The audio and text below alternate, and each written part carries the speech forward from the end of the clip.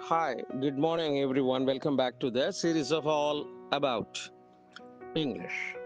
Adversary அப்படிங்கிறது ஒரு noun form, பெயர் சொல்லு. மீனிங் என்னன்னா ஆப்போனண்ட்டு, ரைவல், எனிமி இப்படிலாம் சொல்லலாம். அதாவது எதிராளி, எதிரி, போட்டியாளன், சக போட்டியாளன் அப்படிலாம் கூட சொல்லலாம். அதை அட்வர்சரி அப்படின்னு சொல்லலாம். அதற்கு எதிர்ப்பதமாக சொல்லணும்னா அலை, கூட்டாளி, அலை, கூட்டாளி அப்படி சொல்லலாம்.